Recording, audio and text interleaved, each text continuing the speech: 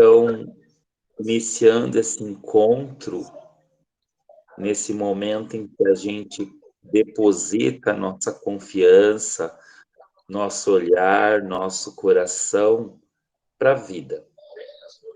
E hoje a gente coloca nomes, pessoas, memórias de pessoas que são sinais, são testemunhas de vida e que sua vida é dádiva à vida.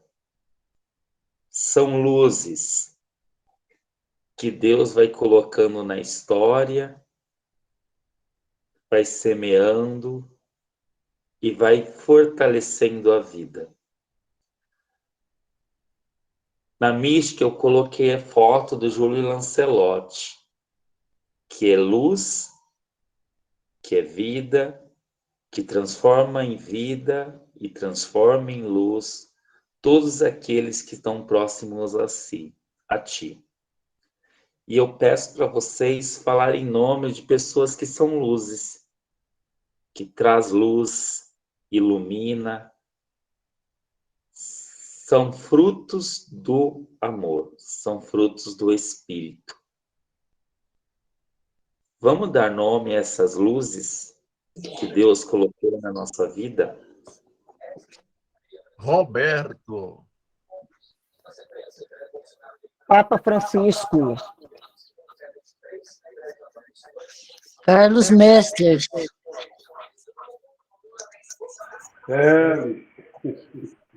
Mário.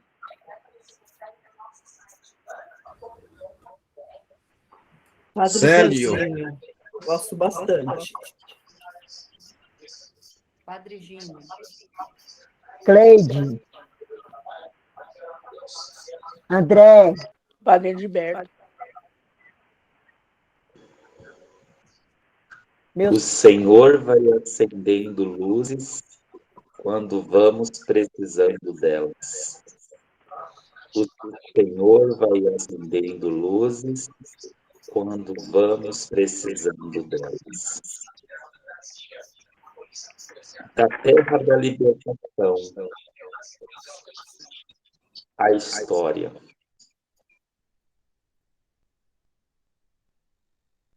Deus chama a gente para um momento novo, de caminhar junto com seu povo.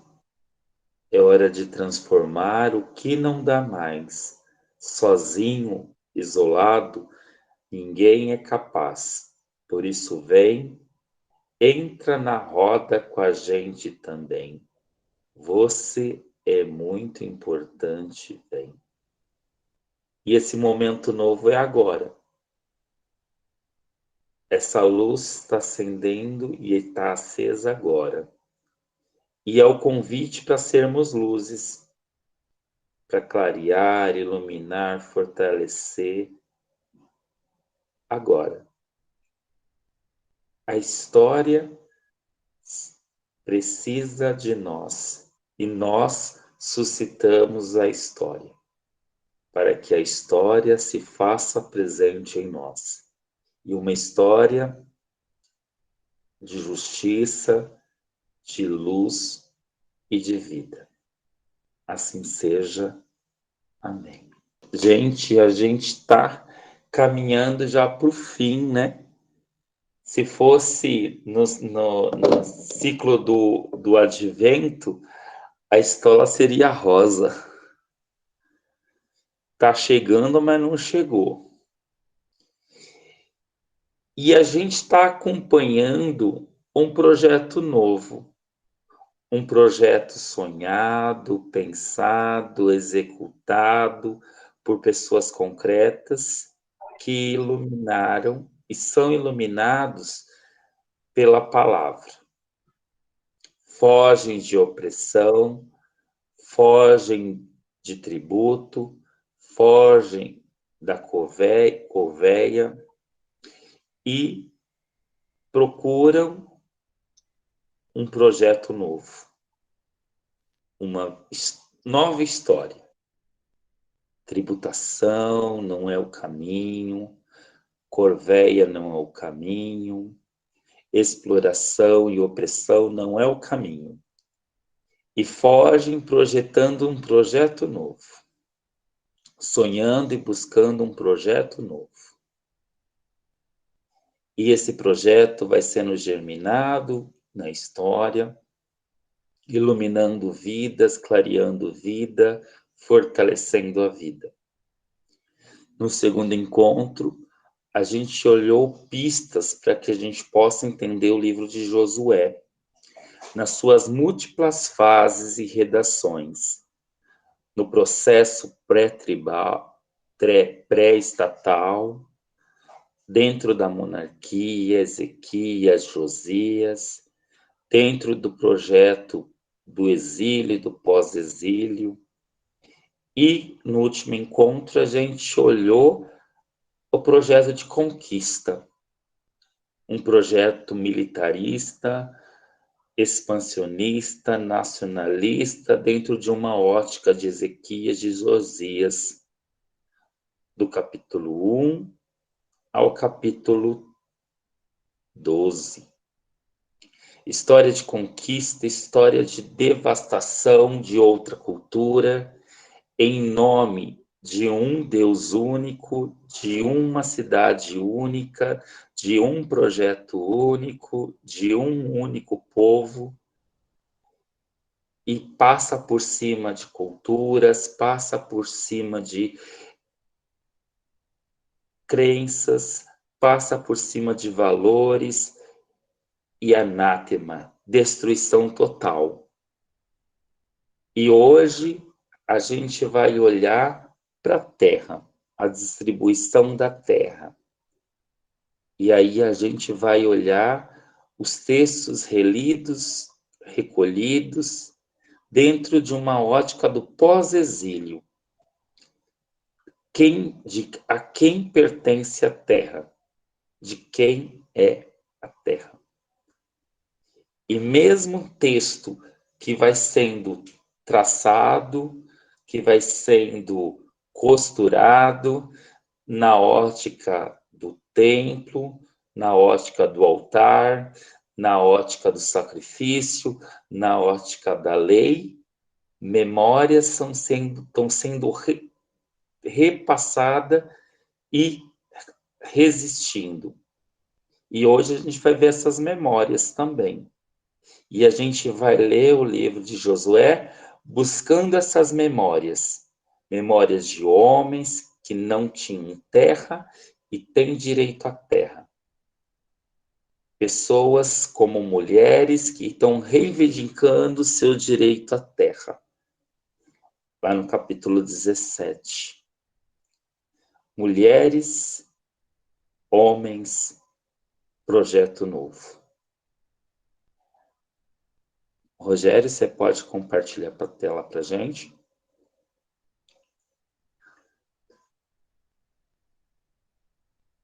Como a gente sempre começa, eu gostaria que vocês falassem uma frase, um sentimento, alguma coisa que ficou do encontro anterior. Vocês estão com a palavra. Compartilha, que ensinou a compartilha o amor. Casa de oração. Dignidade, trabalho, terra. Conquista, destruição, passar por cima. Mulheres marginalizadas. Projeto expansionista, militarista e nacionalista. Texto de cunho litúrgico. É pura destruição, mas ganha um teor litúrgico. Deus comandante, Deus general, Deus dos exércitos. Reforma de Osias. Forma de Josias. Josias. Rogério, no terceiro slide, por favor. Mais alguém gostaria de falar alguma palavra que nos remete ao encontro anterior que estudamos? Quando a gente olha o bloco, o cânon hebraico, nós trabalhamos a organização, o ciclo de caminhada de um povo rumo a um projeto novo, de êxodos, de projetos libertários, de busca de um novo amanhã. Apesar de você, amanhã de ser um novo dia, um dia diferente. E esse projeto, ele continua nesse sonho de América Latina, de sermos e termos dignidade, direito, vida. Então, esse bloco aonde sonhamos e projetamos os T's, né? Terra, teto e trabalho.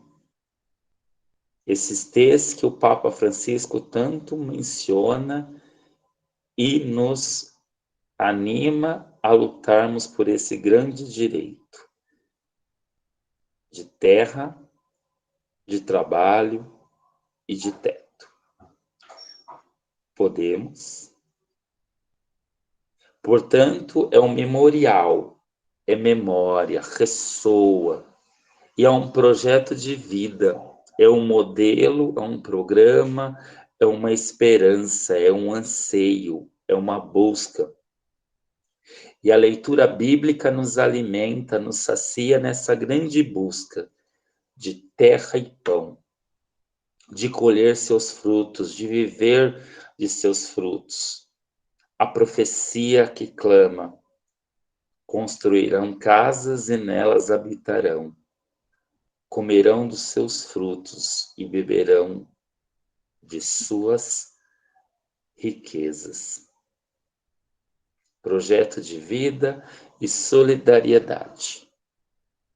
Projeto que, a trancos e barrancos, tentam silenciar, mas sempre está à tona, porque é o projeto de Deus, o projeto de Jesus, deve ser o nosso projeto.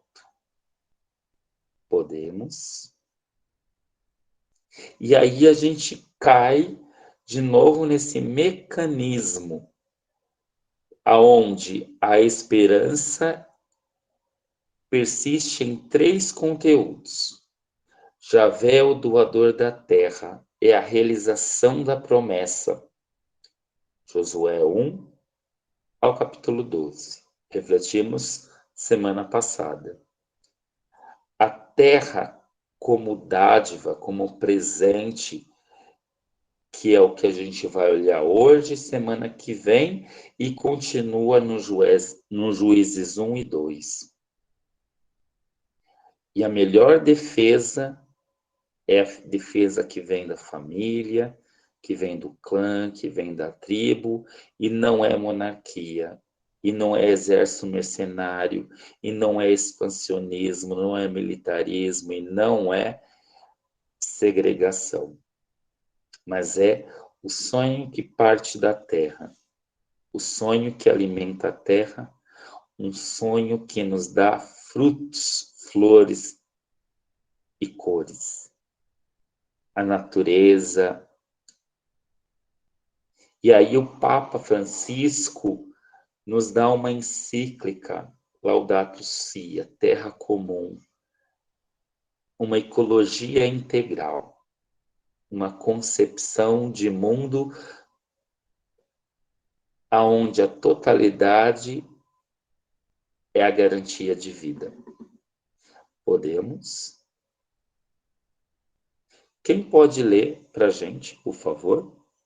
Eu vou pedir muita ajuda de vocês, tá? Para a leitura hoje.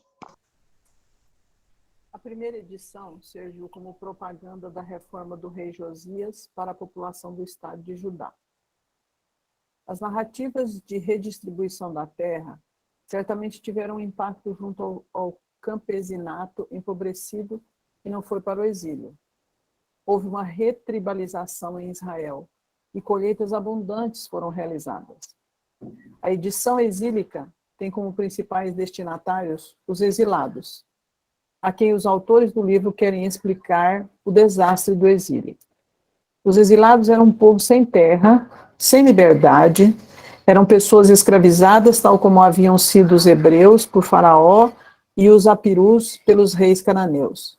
Hebreus e apirus não são etnias, mas grupos sociais marginalizados. A terceira edição tem como destinatários os judeus que voltaram do exílio. Então, a quem pertence a terra? E aí está o problema, porque quando o grupo, lá em 597, 587, foi para o exílio, e a gente falou na semana passada e no outro encontro, que não foi todo mundo para o exílio. Foi a corte, foi os sacerdotes, foram cabeça que pensa e organizam, estrutura, e foi mão que trabalha, mão de obra qualificada. Mas ficou um grupo. E esse grupo reinventou o tribalismo e se organizou a partir da terra. Esses produziram obras, esses também tiveram escritos. Mas o Golá, esse grupo que está no exílio e está voltando, está reivindicando o seu direito à terra, a reconquista da terra. E esse grupo, lembrando que são as cabeças que pensam, ele tem toda uma teologia, uma forma de legitimar e legitimação a partir de alguns textos. Então, textos como uma parte do livro dos Números e outros textos vão apoiar de quem pertence à terra. É o grupo que foi para o exílio e está reivindicando seu direito. Então, essa grande parte do texto que a gente vai estudar hoje, que é Josué, de 13 a 22, a 21, né, na verdade, a maioria são textos de grupos de exilados que vão estar reivindicando seu direito à terra. Com outros textos paralelos, em Número, em Deuteronômio, como todo em Pentateuco. Podemos. Aqui a gente tem um outro quadro, e nesse quadro a gente vê as várias etapas históricas em que o livro, principalmente essa parte que a gente vai estudar hoje, foi escrita, foi elaborada. Quem pode ler a primeira coluna, outra pessoa lê a segunda coluna e outra pessoa lê a terceira coluna. Por gentileza, quem pode fazer a leitura? Período tribal. Êxodos. Moisés e Josué, que é auxiliar de Moisés. Dinastias de Davi. Releitura do Êxodo e da Conquista. Davi, Salomão, Ezequias e Josias. Época do exílio. Época colonial. Persa. Um novo êxodo é necessário. Zorobabel, Josué, que é auxiliar de Zorobabel, Esdras e Neemias. Diante do colapso das cidades cananeias, nos séculos 13 e século 12 a.C., os pobres do Império Egípcios, abre parênteses, hebreus, fecha parênteses, os trabalhadores pobres de Canaã, apirus, os pastores seminômades da estepe, entre parênteses, paz, e os pobres das cidades, Raabe, se unem para sobreviver como os clãs e tribos, especialmente nas montanhas. O reinado tributário, especialmente da época do rei Josias, 640-609 a.C., tem pressões expansionistas. Josué 1:4. A AD descreve Josias como a encarnação de Moisés de Josué e de Davi. A lista de cidade de Josué 15, 21, 62 mostra a extensão do reino de Judá no tempo de Josias. Só um minuto. Só um minutinho. Esse HD é História Deuteronomista, tá? A obra deuteronomista que a gente sempre fala. Ah, tá.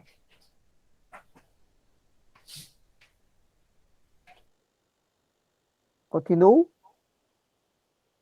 Um povo sem terra e sem nação reivindica um Estado, porém sem rei. Os persas não deixavam.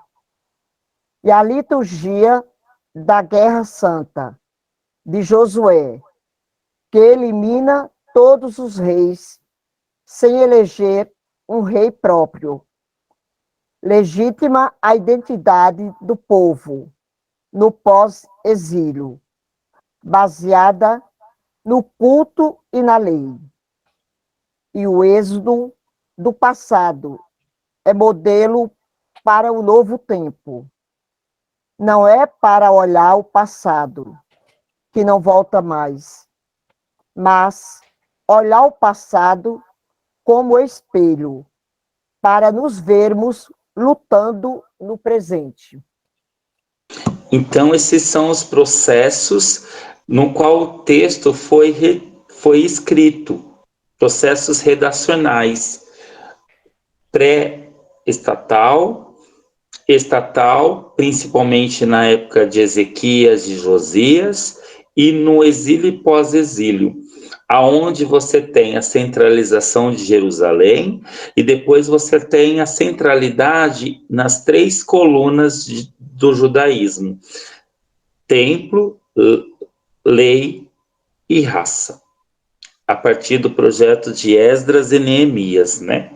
No qual você tem Zorobabel, que é o projeto nacionalista, mas esse projeto ele cai por terra, de querer de volta um rei, e o projeto de Josué, que não é o mesmo que a gente está falando, mas é um projeto sacerdotal, aonde ele é sadoquita, descendente de Sadoc, e aí ele vai ter o controle do templo. Na época de Jesus, esses nomes vai ser chamados de saduceus, porque são descendentes de Sadoc. Podemos. E aí a gente tem a divisão da terra. E aqui aparece, mais uma vez, uma lista de terras não conquistadas. Quando a gente termina o 12, pensa que todo o reino foi conquistado. E aí a gente começa com o 13 sabendo, não, tem outras terras que ainda não foi conquistada. Depois a gente tem as tribos do Oriente, Ocidente, cidades de refúgios e cidades dos sacerdotes levitas. Depois a gente tem o epílogo, tá? Que é o retorno das tribos do Oriente e eventos, o discurso e despedida de Josué e a morte de Josué, mas isso a gente não vai estudar hoje, a gente vai estudar só no próximo encontro e a gente vai terminar com uma grande celebração, tá bom? Podemos? Quem pode ler para a gente?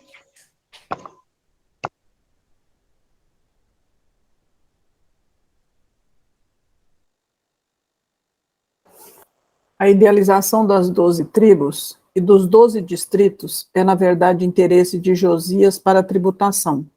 Josias conquistou cidades do antigo reino de Israel.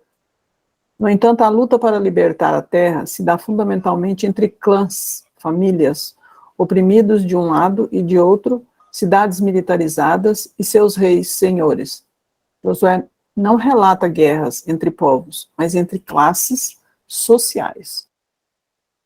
Então, aqui a gente está vendo uma luta de classes, aonde a gente tem aquele que era explorado e aqueles que são exploradores. E a gente sabe que isso é um conflito. Já sinalizava, né, Karl Marx, essa luta de classe, aonde essa luta de classe mostra a história. Oi? Desculpa, Vitalina, você falou alguma coisa? Não, meu microfone está aberto e eu. Ah, tá. Desculpa. Então, nessa luta de classe, a história vai sendo movida.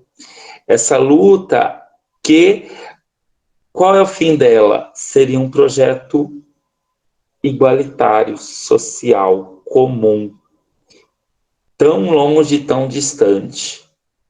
Porque a gente sabe que quem quer muito mais. E quem não tem, quer direitos. E ter direitos significa tirar lucro de alguém. E esse que quer cada vez mais.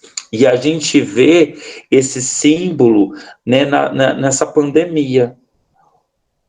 O 1% mais rico triplicou, quadruplicou as suas posses, né? Seu capital.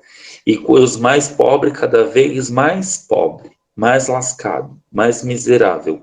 E o Brasil, novamente, no ranking dos países com fome. Isso é uma vergonha. Um país tropical, um país onde a terra produz e a gente não produz para a gente, mas produz para fora. Em nome de um progresso no nosso povo. É sacrificado, é martirizado, explorado e oprimido. Podemos? Quem pode continuar a leitura? 2 projetos estão em disputa: o projeto dos palácios dos reis e o projeto da casa dos clãs, famílias, seja a casa dos pobres na cidade, Rabi, como dos pobres do campo e das etepes, desertos. O conflito entre a divindade O conflito entre as divindades representa, na verdade, a luta entre 2 projetos de sociedade, Javé e o garantidor do acesso à terra a todos os clãs. Ele representa o projeto da roça. Enquanto isso, a ídolos são as divindades manipuladas a serviço do projeto dos palácios, do direito do rei. Afastar-se das divindades estrangeiras é libertar-se da vassalagem, é ser independente e autônomo. Então, o Javé, o Deus dos pobres, né? Ele vai passar a ser Javé do Estado, que oprime, que passa por cima, que é impiedoso, que é juiz, que destrói, anátema, né? Ele aniquila tudo em nome de um projeto. E a gente vê isso na reforma de Josias, a gente vê isso no projeto do templo, da lei e da raça. A gente vê isso hoje em nome de um Estado que não governa para todos. Hoje, né, quem assistiu o jornal falou sobre a questão da Cracolândia. Acabamos com a Cracolândia. Tira, espalhou. Apenas espalhou. Ontem, né, eu passava pelo centro e aí você vê várias ramificações. Um grupo aqui, um grupo acolá, e essa dispersão em nome de um projeto imobiliário, em nome de uma limpeza urbana que não é, que não trabalha a questão social, que não trabalha a questão da saúde, que acha apenas que é um trabalho militar. E, infelizmente, a polícia chega com bomba, com gás, com violência, e a gente sabe que isso não é o caminho. E eles se defendem. Podemos? Então, quando a gente olha o projeto de distribuição, de demarcação de terra feita na monarquia, no pós-exílio, a gente está olhando o texto que a gente vai trabalhar hoje, que é do capítulo 13 ao capítulo 19. Podemos? E a gente vê que a terra vem de Deus. Esse projeto é de Deus. Essa guerra que tem vem de Deus. Esse projeto vem de Deus. Essa garantia vem de Deus. Os seus frutos vêm de Deus. Aí eu pergunto, que Deus?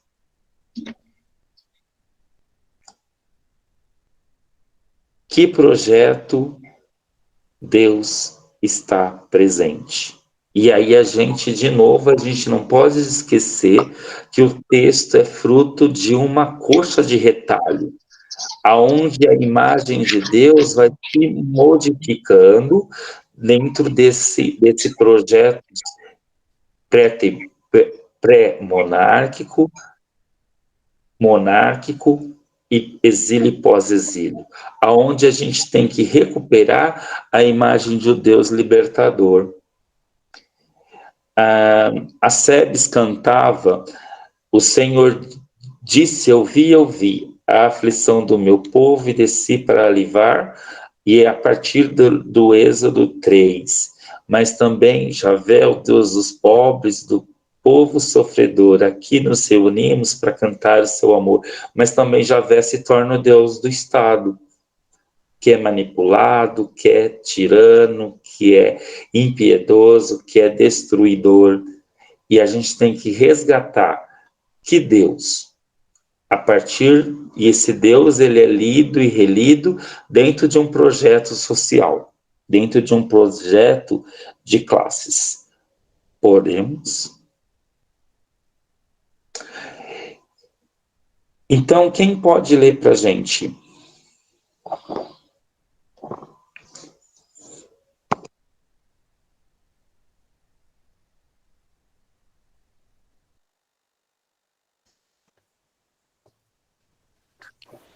Josué executa.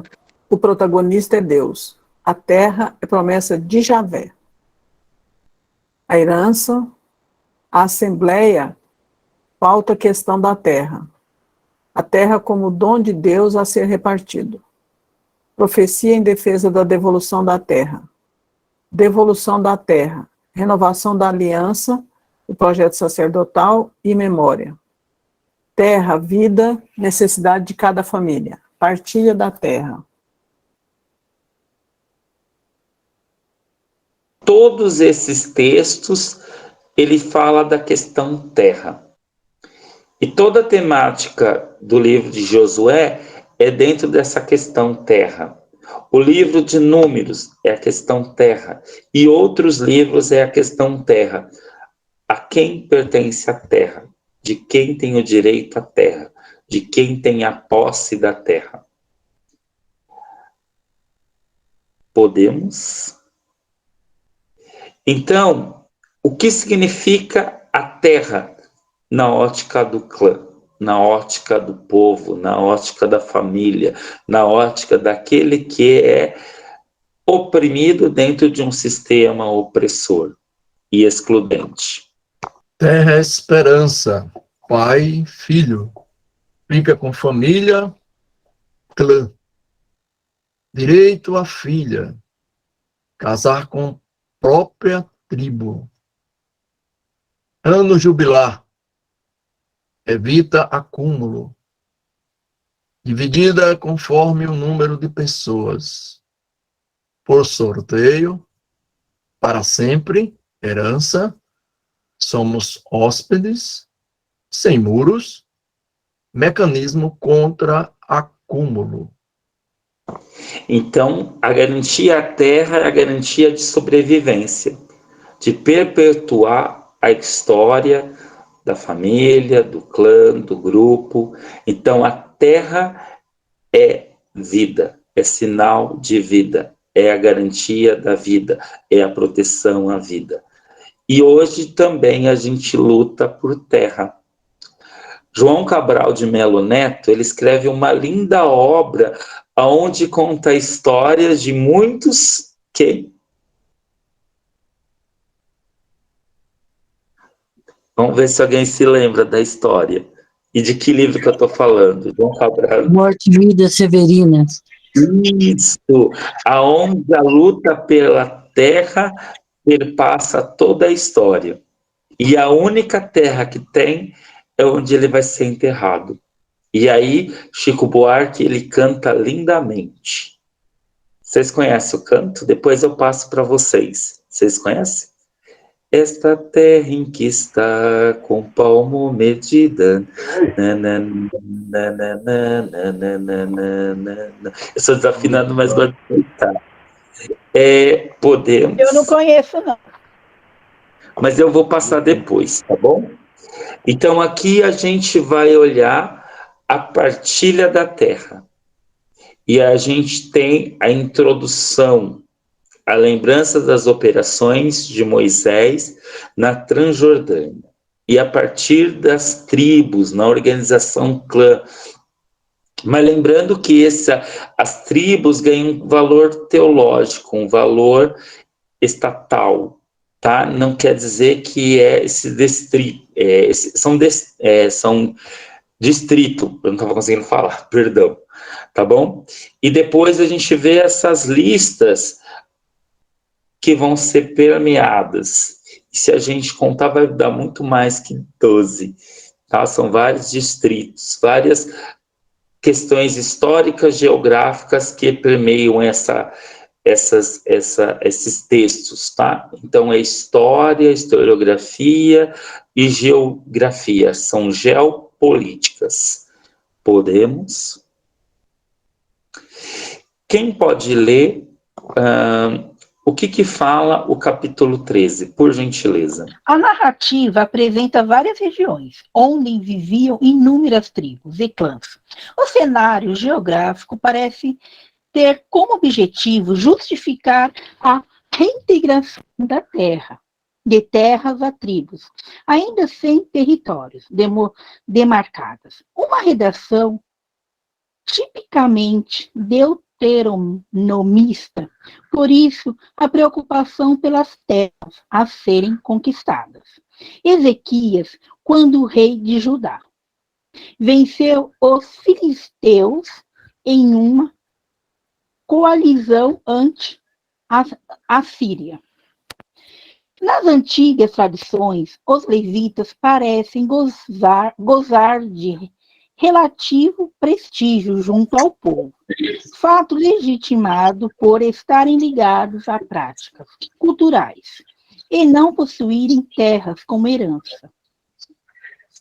Até o retorno do exílio, os trabalhos dos levitas aparecem associados ao cuidado das atividades religiosas, mas sempre subalternos aos sacerdotes. Após a reforma de Esdras, serão designadas aos levitas 48 cidades, no desejo de harmonizar a partilha da terra entre as tribos. Capítulo 13, ele abre esse discurso, no qual ele vai apresentar a terra, o local, algo que vai ser determinado com os textos seguintes. E aqui a gente vê a ideia e a presença... Oi, Olga. Eu não falei nada. Não falei nada, nem levantei a mão, nem fiz nada. Não sei o que aconteceu aí, você me chamou. Não, seu microfone está aberto, acho que foi isso, sem querer ser... Isso, desculpa. Desculpa, então, eu que não percebi. Não, tranquilo. Então, dentro desses discursos, a gente já vê as presenças dos levitas, que vão ser os auxiliares, que vão estar a serviço do culto, da tradição religiosa. Mas, no pós-exílio, esses levitas eles vão estar subordinados aos sacerdotes sadoquitas. Então, a gente vê por enquanto, um cenário sendo criado, uma geopolítica sendo arquitetada.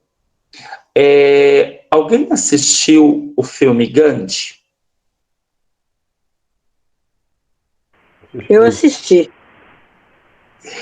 O filme Gandhi, ele também, além de contar a história de Mahatma Gandhi, ele conta essa geopolítica sendo arquitetada. Até aqui é território X, até lá é território Y, aqui passa a ser meu território, ali é outro território. Então, nessa artimanha, a gente vê que a geopolítica, a construção política, o mapa político, ele não é natural, ele é convenção, ele é política, ele tem estruturas econômicas. Guarujá, vocês conhecem Guarujá? Eu conheço. Sim. Então, Guarujá, você conhece a parte boa, que é a parte da praia. Mas antes de chegar no Guarujá, a gente tem um grande distrito chamado Vicente de Carvalho. Já ouviram falar de Vicente de Carvalho? Uma vez eu passei por lá. Eu já ouvi Vicente de falar, Carvalho, mas não conheço. ele faz parte de Guarujá, mas ele é esquecido. Não, você tem infraestrutura, mas é uma porção de terra que é esquecida, porque o prefeito ele valoriza qual? O calçadão, os morros também são esquecidos, as periferias são esquecidas. O que é privilegiada? O grande centro, Pitangueiras, Enseada, Pernambuco, onde fica o Jequitimar Hotel, e aí você tem toda essa artimanha política e econômica de valorização do centro e esquecimento das periferias. A mesma coisa acontece em São Paulo. O centro é valorizado, e embora São Paulo você não tem um único centro, você tem o centro estendido. Você tem região da Paulista, que é centro, região do Jardim, que é centro, a Bela Vista, que é centro. Por exemplo, Pirituba você tem vários centros. Por exemplo, eu moro em Pirituba. Pirituba tem vários centros, mas você tem a periferia, que é esquecida. Você tem cidades onde você tem todos os anos que sofre com enchente e você não tem estrutura política nem econômica de cuidar das nascentes, de recapear, de manter, de fazer piscinão. Quando sai de pós-Perus, você tem Franco da Rocha, Francisco Morato, que todas as vezes você tem muitas mortes por causa da enchente. E essas cidades, esses lugares não são cuidados. Então chega a ser assassinato mesmo, porque é descaso, porque a gente paga imposto e a gente não tem retorno desse imposto. E a gente não vê. Então, o capítulo 13, ele vai abrir um cenário, ele vai mostrar uma geopolítica sendo arquitetada. E aí a gente já vê a presença de pessoas que vão atuar dentro dessa geopolítica, seja sacerdotes, seja levitas. E a tradição levítica, ela vai ser a tradição do clã.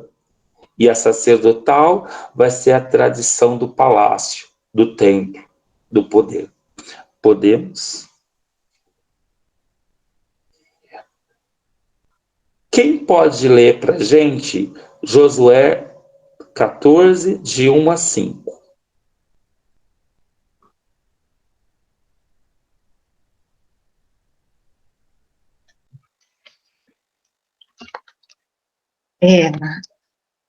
Estas são as heranças que os israelitas receberam na terra de Canaã, que lhes deram como herança o sacerdote Eleazar e Josué, filho de Nun, com os chefes de família das tribos de Israel.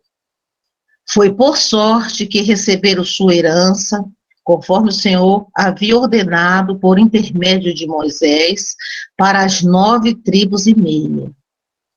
Moisés já lhes havia dado herança às 2 tribos e meia do outro lado do Jordão, mas os levitas não haviam dado herança entre eles. Os filhos de José, porém, formavam 2 tribos, Manassés e Efraim, e não se deu na terra parte alguma aos levitas, a não ser cidades para nelas habitarem, com as pastagens para o seu gado e a sua manutenção. Os israelitas fizeram conforme o Senhor havia ordenado a Moisés e partilharam a terra.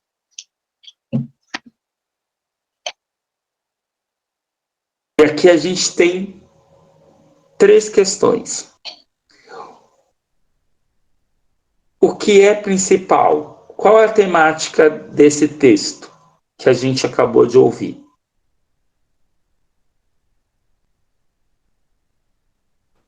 A divisão. A partilha? A partilha. A divisão, a partilha, a herança. Há conflitos? Certamente. Quais que aparecem? A equidade, alguns não receberam, né? A equidade, Sim. E certamente o benefício eu imagino que o benefício, assim, hidrográfico, quem está mais perto do rio, deve ter tido uma política ali de divisão. Quem está do lado mais perto da água, quem não está, né? E aí você tem relações de poder envolvida. Quais são as figuras que aparecem?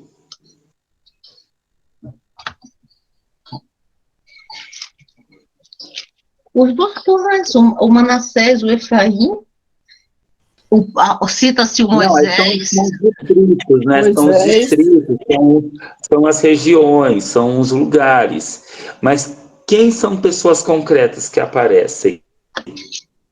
As famílias. Quem é que faz a divisão? Quem está nesse intermédio da divisão? Logo no começo do texto já fala deles. Eleazar é um sacerdote, né? Sacerdote, então o próprio Josué. Você tem a figura sacerdotal presente e vai determinando de quem tem acesso ou não à herança.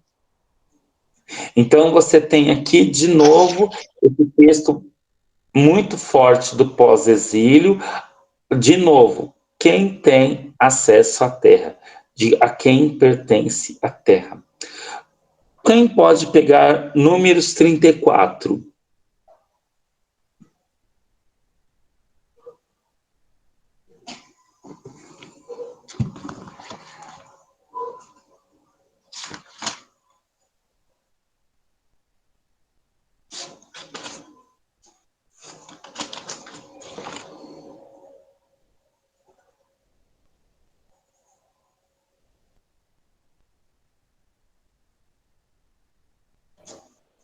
A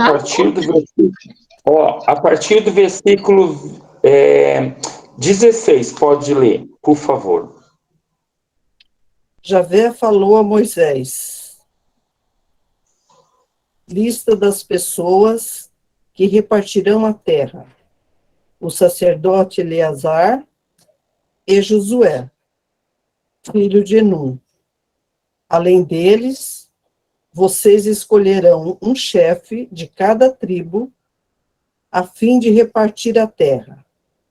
Esta é a lista dos chefes da tribo de Judá: Caleb, filho de Jafoné, da tribo de Simeão; Samuel, filho de Aniud, da tribo de Benjamim. Não precisa ler os nomes, não precisa. E aí você cai numa...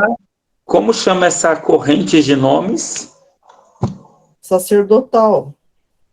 Não. Como chama essas correntes de nomes? Genealogia. Que é pai D. Chama genealogia. Isso. Então ela tem... Genealogia. Isso. Então, ela tem um papel de ligar tradições. E aqui, se a gente perceber, vai ser os nomes dos exilados. De quem tem acesso à terra, de quem pertence à terra, de quem é dada a terra.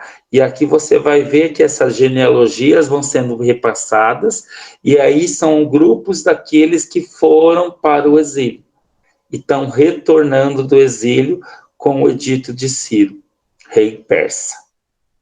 Então, esse texto tem seu paralelo na tradição de Números 34, que reafirma a quem a terra pertence.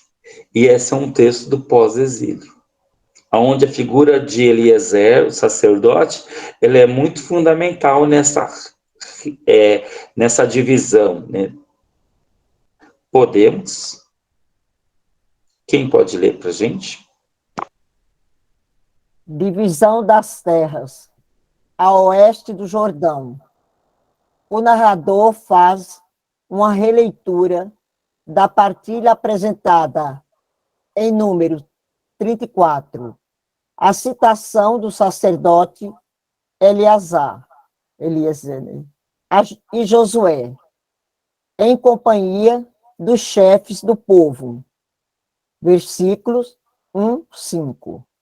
Serve de introdução aos relatos sobre os territórios repartidos. Josué 14, 6, 19, 50. A parte de Calebe. O processo de ocupação do território por parte das tribos de Israel aconteceu de forma gradual. Uma antiga tradição sobre um herói de nome Calube, israelita. 1 Crônicas 2 ao 9. Irá se somar às tribos de Judá, já com o nome de Calebe. Mais tarde, a narrativa o apresenta como um dos enviados para o reconhecimento de Canaã e, por isso, merecedor de estar entre as tribos responsáveis pela partilha dos territórios. Número 34. Então, desculpa. Mas, Então,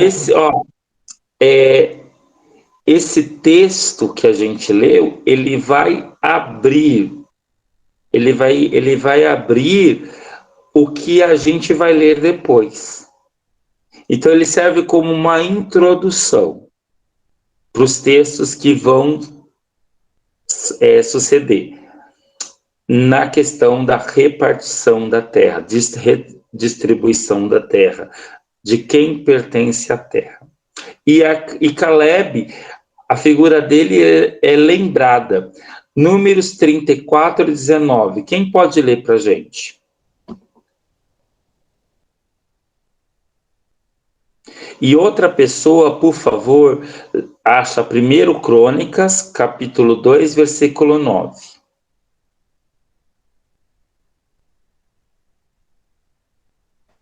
Números 34 e 19. Isso, você pode ler para a gente?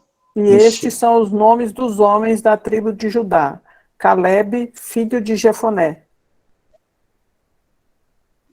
Só o 19? Isso. Então já faz menção deles. Agora vamos retomar na história cronista, que fala também sobre ele. 1 Crônicas, capítulo 2, versículo 9. Gente, eu tô com o meu celular e eu esqueci de colocar para carregar. Então eu vou colocar para carregar só um minutinho, tá bom? Eu só vou pegar o cabo para que não vai apagar. Se eu apagar, eu entro com o celular, tá bom? Só um minutinho. Bom, é 1 Crônicas, capítulo 2, versículo 9. E aí depois lê o versículo 18. Filhos de Esrom, Jeramiel, Ram e Calube. Capítulo 18. Capítulo não, versículo, né? Calebe, filho de Esrom, com sua mulher Azuba. Foi pai de Jeriote. Depois, ela ainda lhe deu Jacé, Sobabe e Ardom. Então, a tradição ela conserva esse nome desses heróis, dessas pessoas que são figuras heróicas, né, desse sistema. Podemos...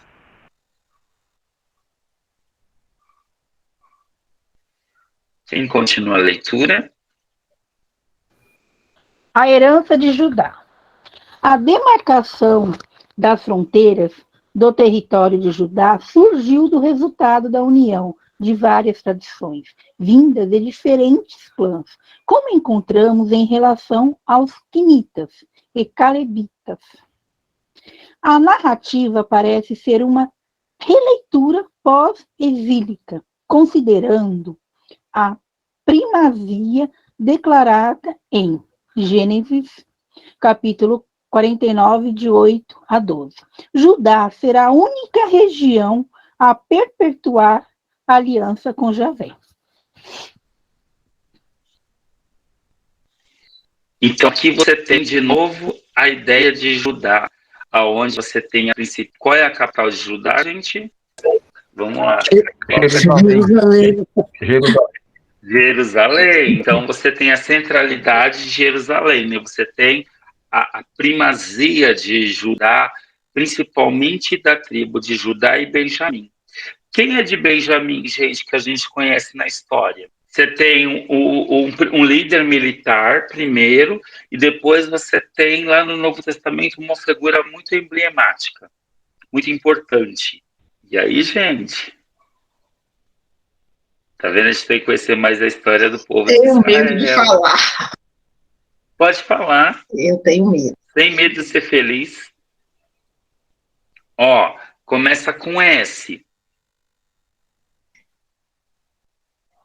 Olha, eu acho que aquela turma, ó, Saul. Isso, Saul.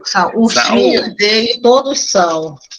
Isso. Depois, no Novo Testamento, você tem a figura de Paulo. Paulo. Qual é o nome hebraico dele? Saul. Shaul. Saulo. Então, Saulo é o nome hebraico e Paulo é o nome grego. Ele assume nas cartas seu nome grego. Ó, isso mesmo, gente. Podemos. As fronteiras apresentadas na unidade literária, formada pelos capítulos 16 e 17, não deixam de ser uma antecipação dos limites do Reino do Sul, território de Israel, que estava sob a liderança dos filhos de José. A narrativa demarca as terras pertencentes aos filhos de José.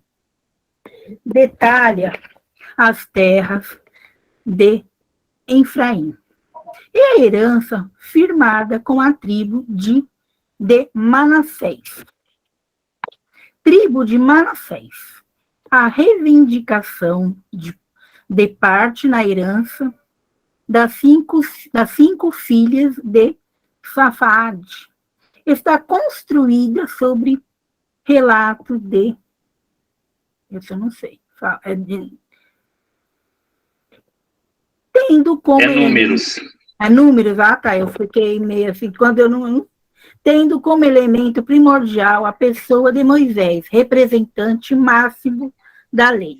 O relato de cortar árvores é anedótico ao demonstrar o interesse do redator final em manter a tradição sobre as 12 tribos para um desfecho na história de Josué. Josué, capítulo 16, de 1 a 4. Então, no capítulo 16, ele está embarcado dentro do capítulo 17, porque ele tem uma continuidade literária. E aqui a gente vê o direito à terra. Pertence a quem? A todos. Mas um grupo de mulheres que são as filhas de Salfaade. Por gentileza, quem pode ler para a gente? Capítulo 17, o início, por favor. Que elas estão reivindicando seu direito à herança.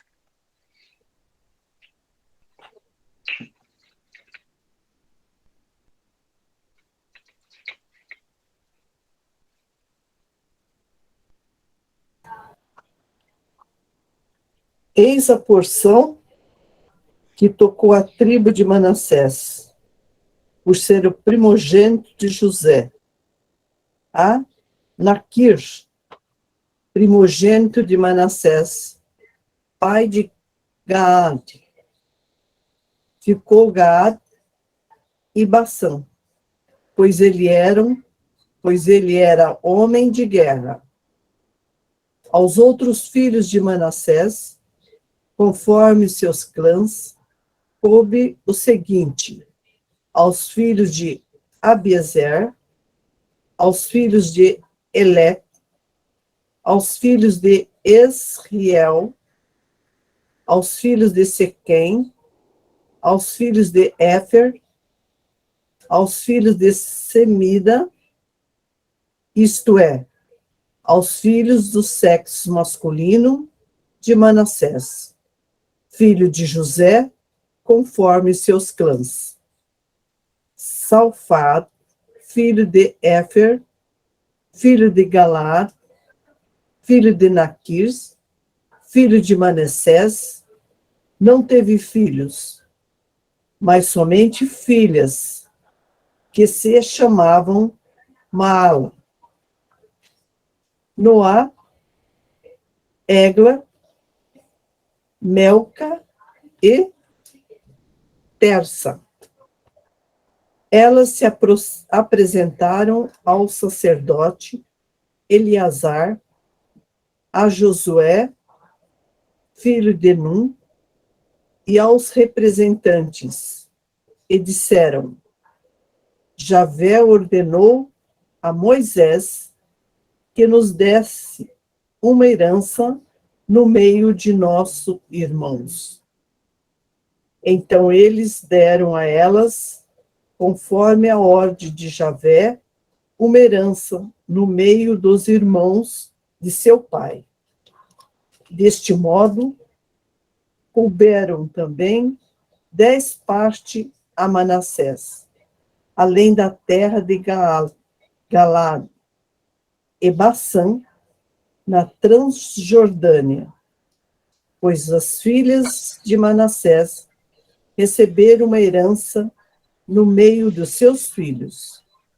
Enquanto então, aqui... Desculpa. Não, pode continuar, só para finalizar o texto. Pode finalizar o que você está lendo. Me perdi. Oh, perdão, desculpa. Pois as filhas de Manassés receberam uma herança no meio dos seus filhos, enquanto a terra de Galad ficou para os outros filhos de Manassés. A fronteira de Manassés vai desde Assers até Maemetat,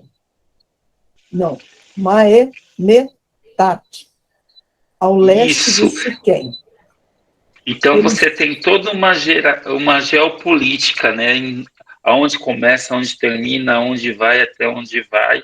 Isso a gente não vai trabalhar isso, tá? Porque isso daí é Josias, isso é Ezequias, com seu projeto nacionalista de conquista. Mas o importante é o quê? O que as mulheres reivindicam? Seu direito à terra. Na história bíblica, tem outras mulheres que reivindicam seu direito à terra? Seu direito à posse? Seu direito à herança? Vocês conhecem outros textos de mulheres que estão legitimando sua posse da terra? Tem um livreto, uma historinha de uma viúva, e uma das noras, né, vai dar o nome do livrinho. Como chama? Tem uma que negocia, a mulher é tão poderosa que ela negocia com o próprio rei a sua posse, né? Ruth, André. Ruth. Isso, Ruth. Ruth. Mas você tem outras mulheres também que estão reivindicando. Judite também ou não? Judite, tem outras mulheres que trabalham, que desconstrói esse modelo de monarquia, destrói, aniquila. Esther também? Esther, legal.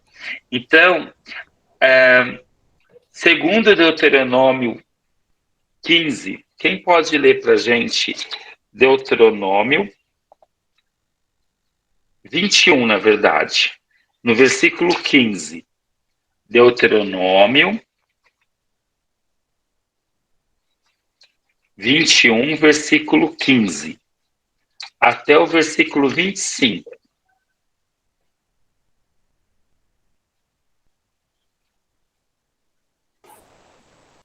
Quando um homem tiver duas mulheres, uma a quem ama e outra a quem despreza, e a amada e a desprezada lhe derem filhos, e o filho primogênito for da desprezada, será que no dia em que fizer herdar a seus filhos, o que tiver não poderá dar a primogenitura ao filho da amada, preferindo-o ao filho da desprezada, que é o primogênito? Mas o filho da desprezada reconhecerá por primogênito, dando-lhe dobrada porção de tudo quando tiver, porquanto aquele que é o princípio da sua força, o direito da primogenitura é dele.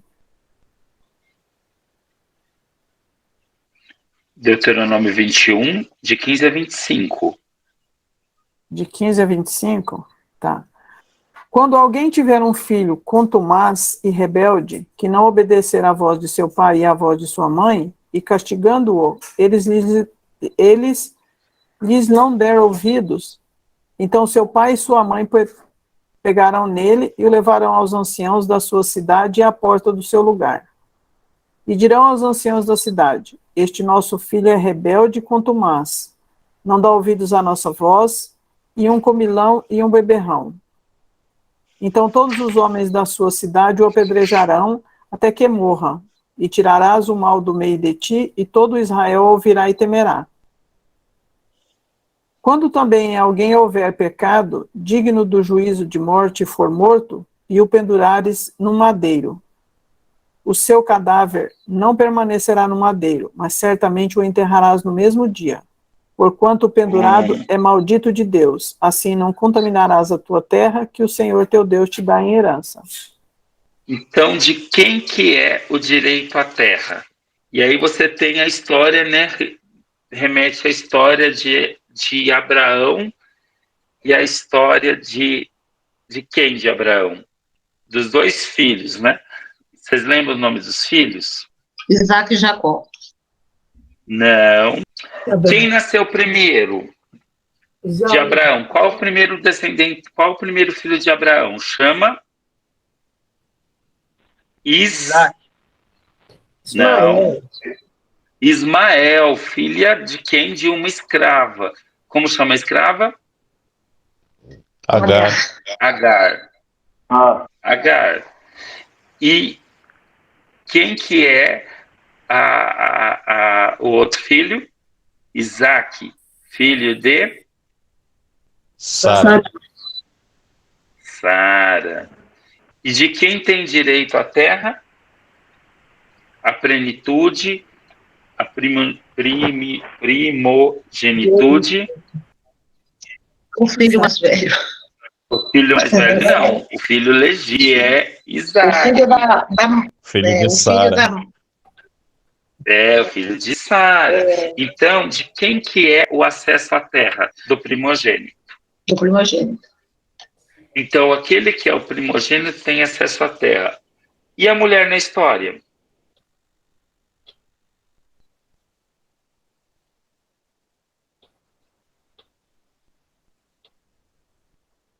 Onde fica a mulher? Não fica. Não fica, ela é excluída. Ela é excluída, então ela tem que lutar por esse direito à terra. Tanto que na história de Ruth, a Noemi ela vai lutar por seu direito à terra. E Ruth vai usar toda uma artimanha para defender a ideia da herança, da propriedade, da luta pela terra. E as filhas de Galaade, elas estão também de Salfaade, elas estão lutando por esse direito. Número 26, versículo 33. E aí depois, números 27, de 1 a 11. Quem pode ler para a gente? Salfade, filho de Éfer, não teve filhos, mas somente filhas. As filhas de Salfade são Maala, Noá, Egla, Melca e Tersa. São esses os clãs manessitas. Formavam... Não, só esse ponto. Agora, por gentileza, lê o capítulo 27, de 1 a 11. Chegaram, então, as filhas de Salfade. Este era filho de Éfer, filho de Galaad, filho de Maquis, filho de Manassés. Pertencia ao clã de Manassés, filho de José. Suas filhas se chamavam Maala, Noá, Egla, Melca e Tersa. Elas se apresentaram a Moisés, ao sacerdote Elazar, aos chefes e a toda a comunidade, na entrada da tenda da reunião, e disseram: nosso pai morreu no deserto.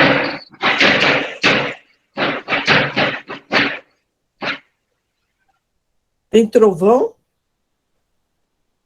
É um balão, gente. Desculpa. Depois que eu percebi que o microfone está ligado, vocês estão ouvindo todo o balão. É um balão. Continua? Na entrada da tenda, e disseram: nosso pai morreu no deserto. Não pertencia ao grupo de Coré, que se revoltou contra Javé. Ele morreu pelo seu próprio pecado e não deixou filhos, porque o nome de nosso pai deveria desaparecer do seu clã. Só porque não teve filhos, deem para nós uma propriedade entre os irmãos de nosso pai. Moisés apresentou a causa dela a Javé. Então Javé falou a Moisés: as filhas de Salfade têm razão.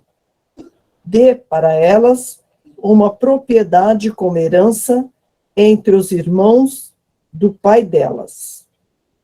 Transmita a elas a herança do pai. Depois diga às filhas de Israel: se um homem morrer sem deixar filhos, passe a herança para a filha dele. Se não tiver uma filha, entreguem a herança aos irmãos dele. Se não tiver irmãos, deem a herança aos irmãos do pai dela.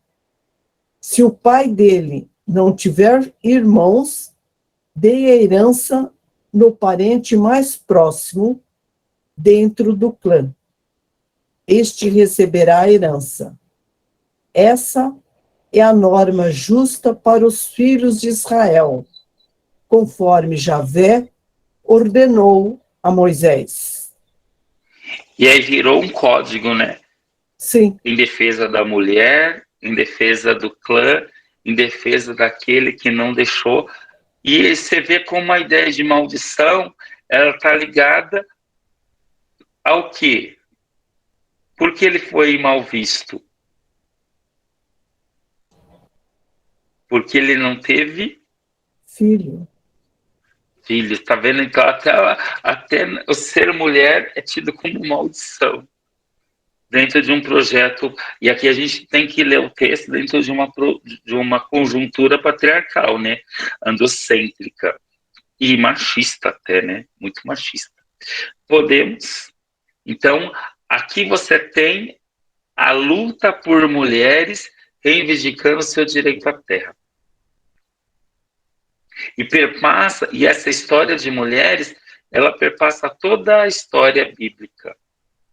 E dentro do pós-exílio, a gente tem luta por terra a partir da dimensão que passa pelo corpo, que passa pela saúde, que passa pela esperteza, astúcia e sabedoria feminina, para garantir seu direito à posse da terra. Quem pode ler, por favor?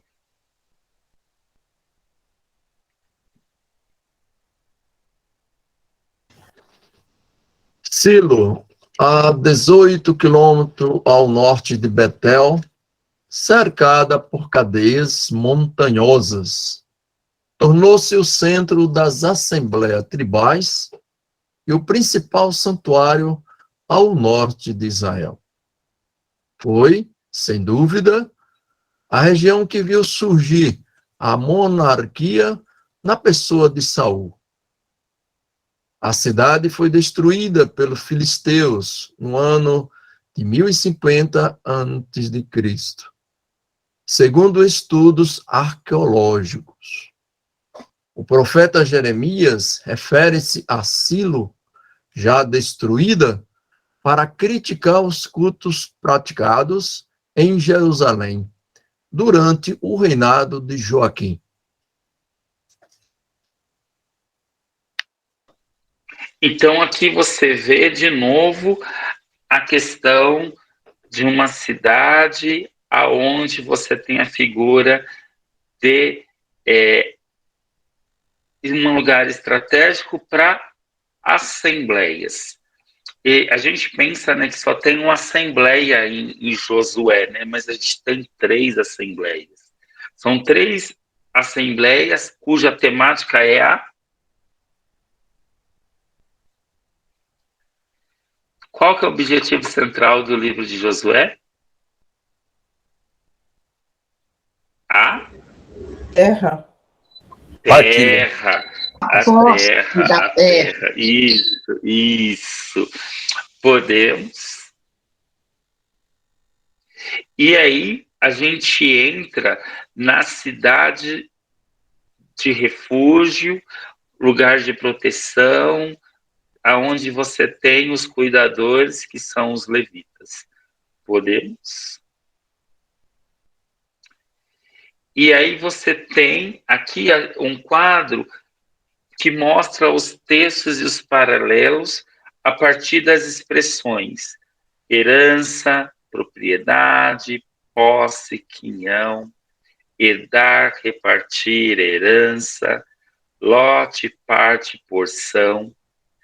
A terra é livre porque os clãs têm acesso a ela. A herança é a terra de trabalho. Não é mercadoria para ser vendida, comercializada, pois é presente de Deus. E aqui a gente tem o texto do 1 Reis 21, que é o texto muito conhecido, que é a vinha de Nabote, aonde quem vai cobiçar? Quem vai cobiçar a terra de Nabote? O rei? O rei e a rainha. Isso, o rei Acaz. E qual vai ser a consequência? Isso, Acabe. E qual vai ser a consequência de Nabote quando ele fala, não, a terra é de Deus, a terra não me pertence, sou apenas hóspede da terra. O que acontece com ele, Nabote? É assassinado. Matam ele. Tá? Então a gente tem, os levitas não podem ter terra, pois sua herança é Javé. O sacerdote, a cidade para morar e pastagem para seu rebanho. Portanto, eles devem ser assistidos na ideia do culto, na ideia de de estar a serviço da comunidade. Portanto, ele deve ser assistido, deve ser garantido o seu direito à posse, ao direito à vida. Podemos. A terra é posse compartilhada e usufruído, uso fruto coletivo. É agricultura familiar coletiva clã. E é muito legal, né? Quem de vocês tem horta em casa? Ou tem uma pequena plantação? A minha casa não tem, então a gente usa a quitanda para comprar. Mas tem muitos lugares que você tem a horta onde vocês vão e vocês tiram. O fruto é tudo coletivo. Lá em Araraquara, onde a família do meu pai, você tem uma grande horta comunitária, onde todo mundo usufrui dos frutos. E você tem o cuidado. Alguém tem essa possibilidade de usufruir de um bem coletivo?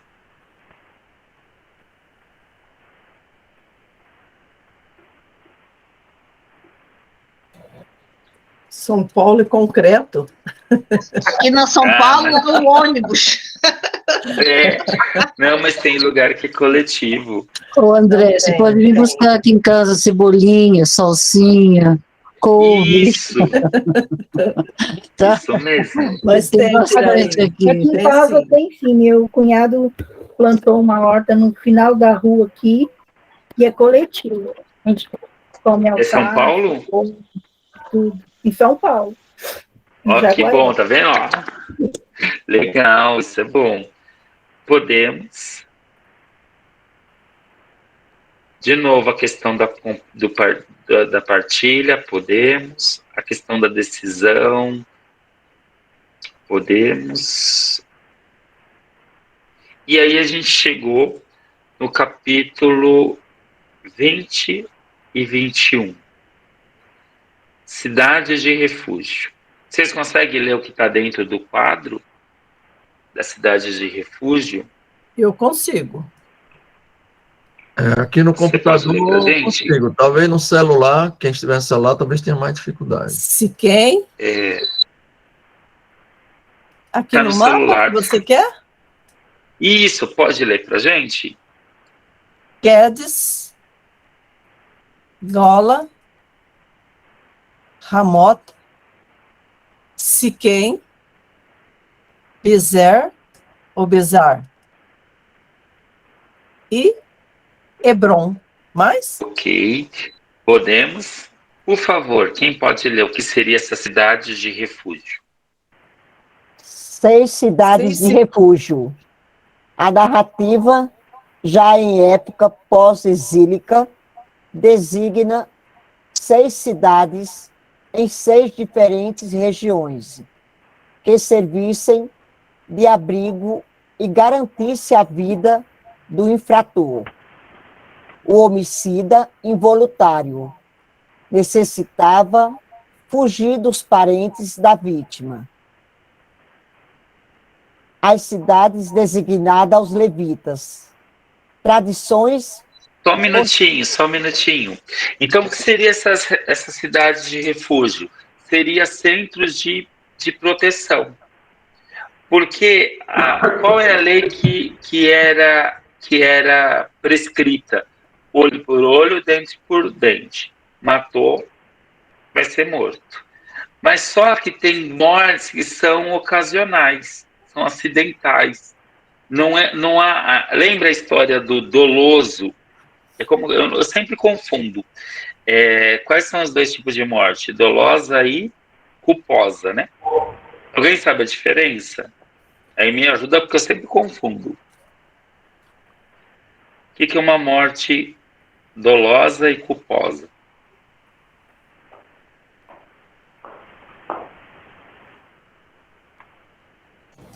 Dolosa é com intenção de matar. Culposa matou, mas sem intenção. Obrigado, Cleide. É Cleide, né? É. Obrigado. Então, um com intenção, outra sem intenção. Isso. Então, essas cidades, elas servem como proteção. como cuidado. Por quê? Porque na lei do olho por olho, dente por dente, matou, morre. Então, nesse código, você não tem a proteção daquela morte ocasional, acidental. Então, essas cidades são estratégicas. Não fica no mesmo lugar. Ela fica cada um no seu distrito. Tanto que no mapa anterior, a gente conseguiu ver em todo o Canaã as 6 cidades bem localizadas, estruturadas, como lugar de garantia de defesa. Aquele que não assassinou de forma intencional. E a gente tem esses 2 textos, né, que está lá no Código da Aliança, no Êxodo 21 e no Números 35. E vamos ler o capítulo 21, para a gente já concluindo. 21, de 1 ao 45. Cidade designada aos levitas. Tradições posteriores, possivelmente da época em que a vida social esteve sob o controle sacerdotal.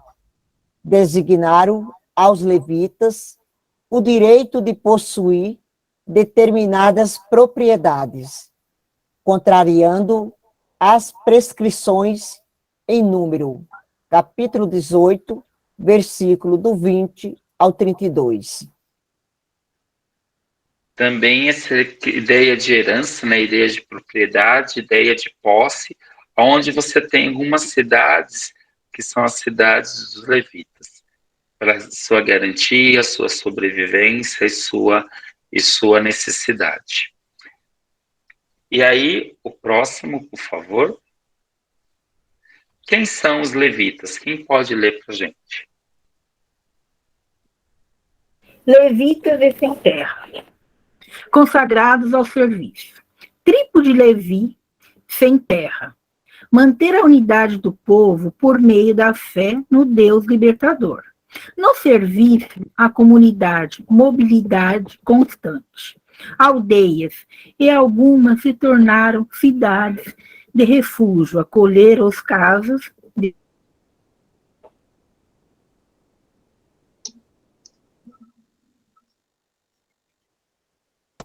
uma das chamadas cidades dos levitas. Número, capítulo 35, de 1 a 8. Levitas eram juízes que preservavam os direitos das tribos. Eram respeitadas como missionárias e transmitiram a lei de Deus e mantinham a unidade do povo na fé e na justiça, ligados aos pequenos santuários afastados das grandes cidades. Com a monarquia, a religião também centraliza os sacerdotes. São valorizados e os levitas passam a ter papel secundário. O palácio do rei exerce o direito e as leis, e o templo assume o exército da religião.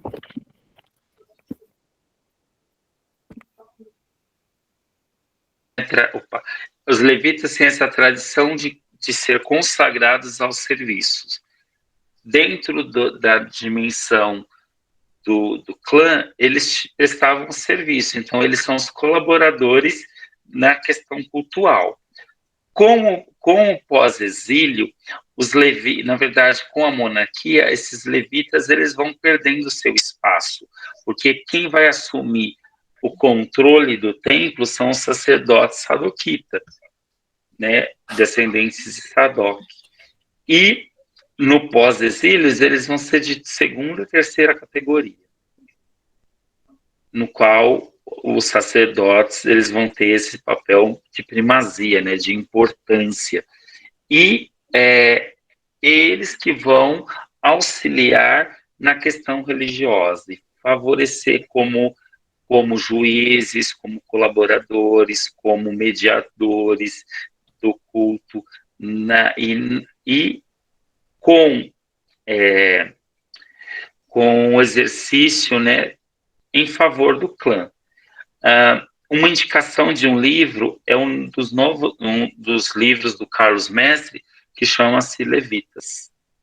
Tá? Então, ele publicou, acho que faz uns 4, 5 anos, e é um livro que vale a pena ser lido, relido e compartilhado. Tá bom? Podemos. Então, terra, vida digna, libertação. Então, garantir a posse da terra, a terra é o lugar do refúgio, de proteção, de encontro, de saborear a vida. E no encontro da terra, o direito a ter e ser dignidade, de ter dignidade, de favorecer a vida do grupo, a vida coletiva. Podemos? Quem pode ler para a gente? Terra é Desculpa. promessa e dom de Deus, conteúdo, fundamento e eficaz, e aspiração e conquista do povo, formalização histórica. Vida é proposta de Deus, potencialidade já entregue, e resposta do povo, continua descoberta, conquista e atuação da potencialidade. História é tensão entre o presente de Deus, liberdade e vida, completamente entregues, e o futuro do povo, aspiração e conquista, que vai formalizando historicamente, sucessivamente e crescentes, momentos de liberdade e vida.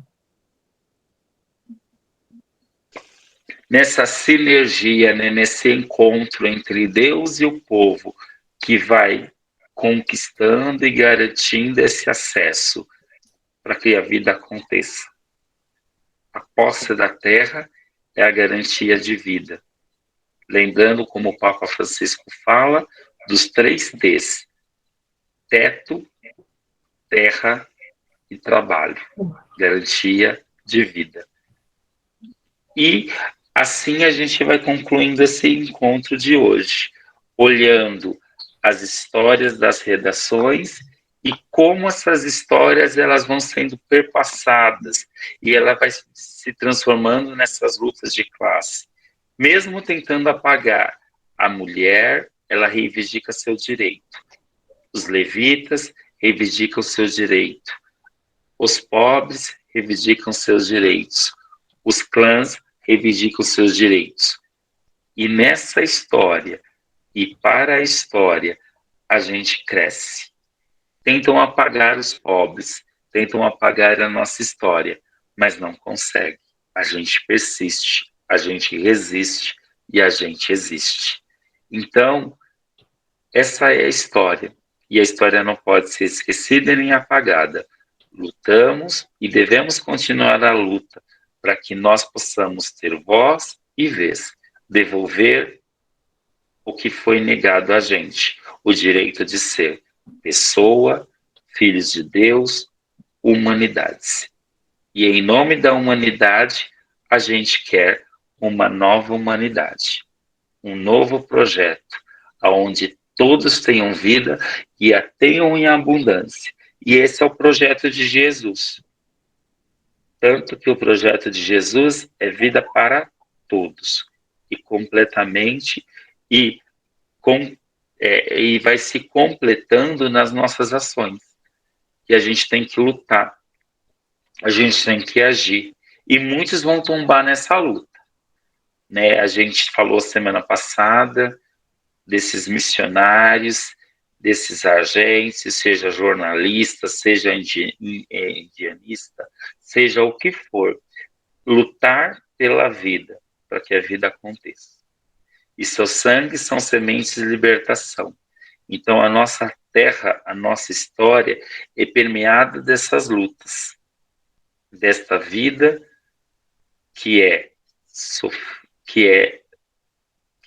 opa, fugiu a palavra, que é essa constante luta por dignidade, vida e esperança. E a esperança não deve morrer, porque a gente deve continuar a nossa luta para que a vida aconteça em plenitude. Tá bom? Gente, muito obrigado pelo carinho, obrigado pelas felicitações, e agora 47 anos de história e de existência. Obrigado, gente. Alguma pergunta? Não, só agradecer e parabenizar novamente você. Estou ficando apaixonada Obrigado. pelo livro de Josué. Que André, bom. André, Pode falar, Rogério. acho que tem tem uma pergunta ou duas aqui no chat. Quando é que eu vi a pergunta? Eu tenho uma, se eu puder perguntar, qual era o mecanismo contra o acúmulo mesmo naquela época? É a partilha. Por exemplo, aí você vai ter vários textos, por exemplo, que fala sobre a questão do maná, porque quanto mais você acumular significa apodrecer. Então, é na partilha que é essa luta contra o acúmulo. É na partilha, na doação, é na festa, é no trabalho, nas orações, no sacrifício comunitário, né, de comunhão, aonde você partilha, todo mundo vai comer, todo mundo vai se saciar. Essa é a luta contra o acúmulo. É mostrar o outro lado. Obrigada. Uma pergunta aqui no chat é do Agnaldo. O templo, então, sempre foi símbolo de poder e exploração? Na verdade, ele mantém o status quo, né?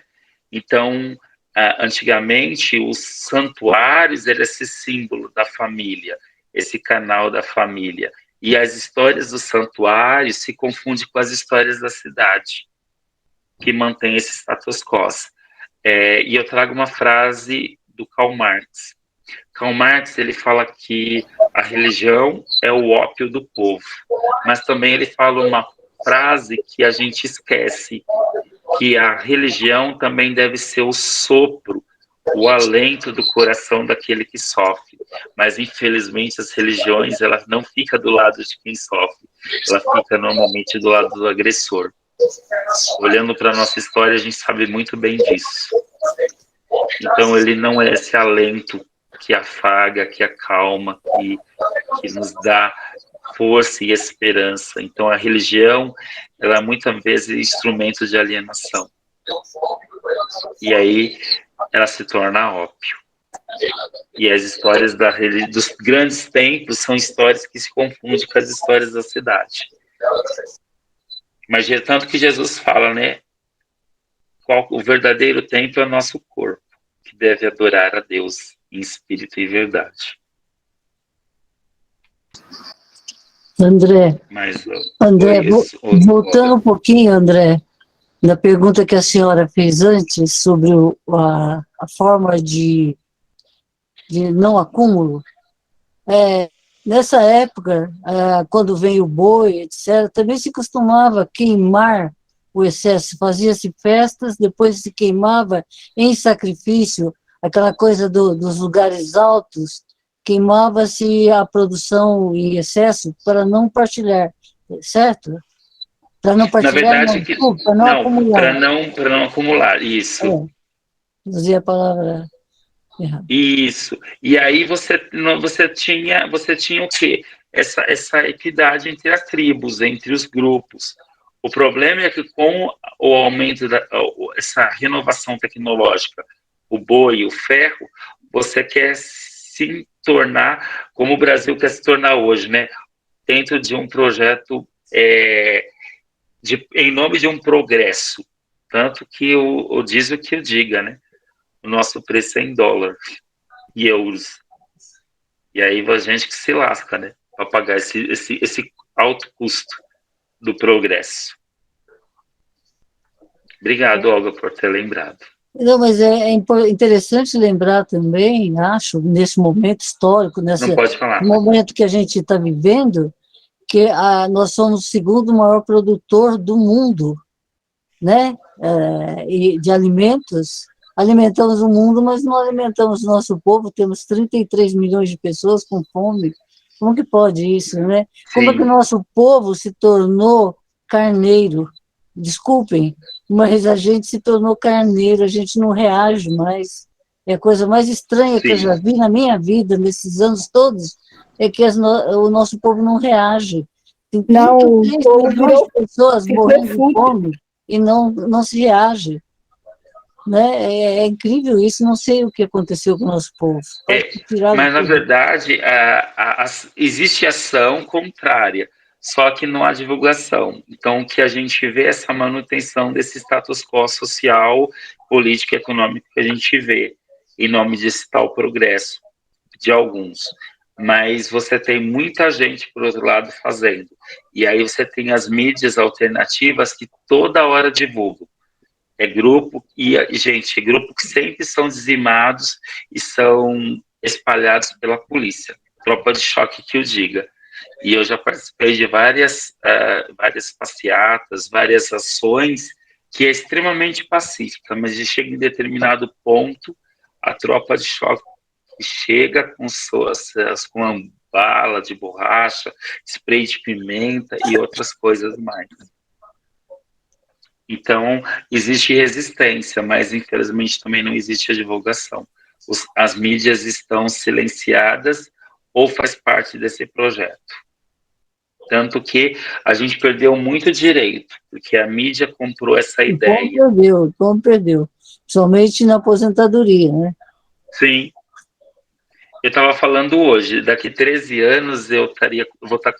Eu fiz 47, né? Daqui 13 anos eu teria 30 anos de Estado e, tirando a questão do meu privado, só a questão estatal, e a questão do mais 13 anos, eu trabalharia, né, e pediria minha aposentadoria. Agora aumentou mais 10 anos. Mas a gente tem que lutar. E a luta continua, e a luta é árdua. E outra coisa, infelizmente, muita gente vai tombar nessa luta. Mas seu sangue é semente de libertação. E seu sonho se espalha. Tentam calar. Tem um canto que fizeram para Marielle, né? Que tenta calar sua voz com uma bala, mas sua voz ressoa. Então eu vou passar para vocês, né? Esse canto de Marielle que eu acho muito bonito, que é Zezé Mota que canta, que foi um dos cantos que fizeram para ela. E eu fiquei de passar um outro canto para vocês. Eu agora não me lembro. Eu falei que ia passar. Qual que era o... Ai, me ajuda a lembrar. Era de Caetano Veloso. Caetano Veloso. Tá, lembrei. Não era do Chico Buarque sobre o Vida e Morte Chico Severina? Buarque, sobre o... Sim. Morte e Vida Severina. Isso, Vida e Morte. Obrigado, Edmilson. Gente, então, obrigado por participar da minha alegria e da minha história. Tá bom? Então, a semana que vem... Oi, Conceição. Parabéns e obrigado pela aula. Obrigado. E por aula. Obrigado. Gente, então, semana que vem a gente encerra, a gente estuda o 22, 23 e 24, e 1 e 2, porque ele faz complemento, tá? E a gente faz uma celebração. Então, para a próxima aula, quem puder fazer um cesto com frutos da terra, para a gente poder comer junto. Tá? Embora cada um no seu espaço, cada um no lugar onde está, mas que a gente possa celebrar essa terra, esse fruto da terra, com elementos da terra. Fazer tá bom? Para a gente fazer uma grande celebração. Né, Isso. Gente, então, semana que vem tem outro slide. E aí, o que eu vou fazer? Eu vou compilar esses slides e aí eu monto uma apostila pequena, tá bom? Um texto mais enxugado, mais sucinto dos nossos encontros, tá bom? Para ajudar vocês. E tem um material. o Jairo, ele publicou a Bíblia Gente para vocês. Vocês chegaram a dar uma olhada?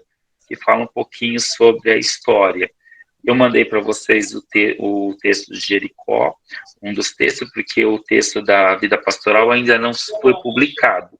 Tá? O texto que está vigente agora é 200 anos da independência, que foi a penúltima Vida Pastoral. E a última é sobre o livro de Josué. Tá bom? Gente, um abraço fraterno. Muito obrigado por fazer parte da minha história. E que Deus nos abençoe e nos guie. Amém. Obrigado, Rogério, mais uma vez. Parabéns.